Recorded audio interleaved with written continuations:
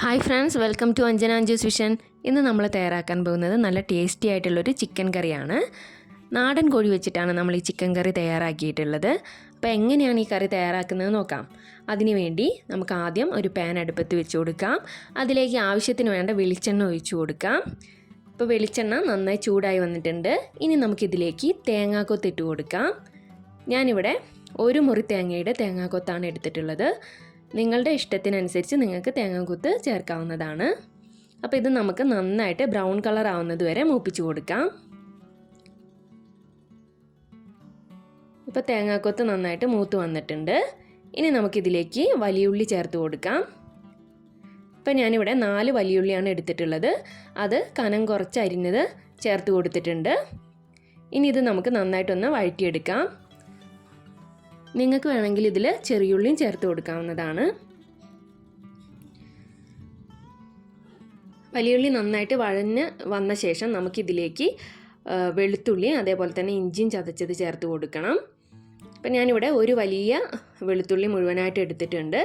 അതുപോലെ ഒരു ചെറിയ കഷ്ണം ഇഞ്ചിയാണ് എടുത്തിട്ടുള്ളത്. അത് നന്നായി ചതച്ച ശേഷം ചേർത്ത് കൊടുത്തിട്ടുണ്ട്.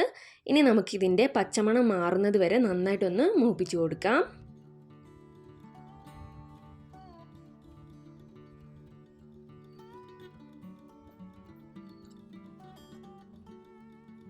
ഇപ്പോൾ ഇതിൻ്റെ പച്ചമണമൊക്കെ നന്നായിട്ട് മാറി വന്നിട്ടുണ്ട്.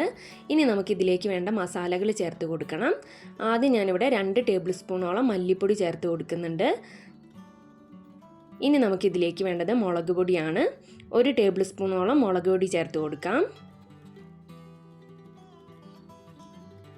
ഇനി നമുക്കിതിലേക്ക് മീറ്റ് മസാല ചേർത്ത് കൊടുക്കാം.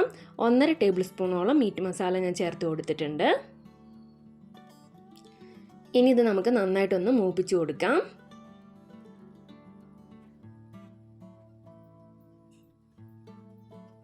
അപ്പോൾ നമ്മുടെ പൊടികളൊക്കെ നന്നായിട്ട് മൂത്ത് വന്നിട്ടുണ്ട്. ഇനി നമുക്കിതിലേക്ക് തക്കാളി ചേർത്ത് കൊടുക്കണം. അപ്പോൾ ഞാനിവിടെ 2 വലിയ തക്കാളിയാണ് ചേർത്ത് കൊടുത്തിട്ടുള്ളത്. പിന്നെ നമ്മൾ നാടൻ കോഴി വെച്ചിട്ടാണ് കറി ഉണ്ടാക്കുന്നത്. അപ്പോൾ നാടൻ കോഴിക്ക് അത്യാവശ്യം നല്ല വേവുള്ളത് കൊണ്ട് തന്നെ ഞാൻ നാടൻ കോഴി കുക്കറിൽ വേവിക്കാനായിട്ട് വെച്ചിട്ടുണ്ട്. അപ്പോൾ അതിലേക്ക് 1 ടേബിൾ സ്പൂണോളം മല്ലിപ്പൊടി, 1 ടേബിൾ സ്പൂണോളം മുളക് പൊടി, മീറ്റ് മസാല, മഞ്ഞൾപ്പൊടി, ആവശ്യത്തിന് ഉപ്പുപൊടിയും കൂടി ചേർത്തിട്ടാണ് വേവിക്കാൻ വേണ്ടി വെച്ചിട്ടുള്ളത്. അതിലേക്ക് ആവശ്യത്തിന് വെള്ളവും ചേർത്ത് കൊടുത്തിട്ടുണ്ട്. അപ്പോൾ നമ്മളിവിടെ 8 വിസിലിലാണ് ചിക്കൻ വേവിച്ചിട്ടുള്ളത്. അപ്പം നമ്മളെ ചിക്കനൊക്കെ നന്നായി വെന്ത് വന്നിട്ടുണ്ട്.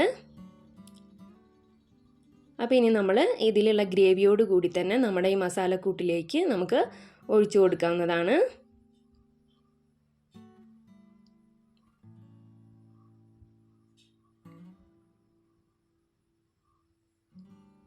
ഇനി ഇത് നമുക്ക് നന്നായിട്ടൊന്ന് മിക്സ് ചെയ്ത് കൊടുക്കാം.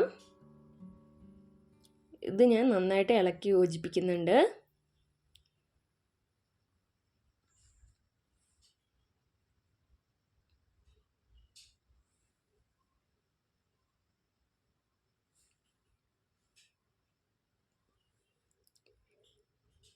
ഇനി ഇത് നമുക്ക് കുറച്ച് നേരം മൂടി വെച്ച് തിളപ്പിക്കാം.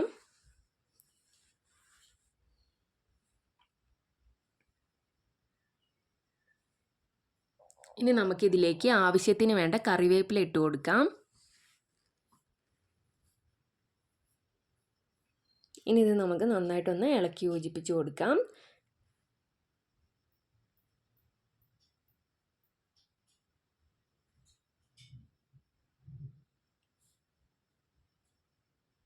അപ്പം നമ്മളെ കറി ഏകദേശം വറ്റി വന്നിട്ടുണ്ട്.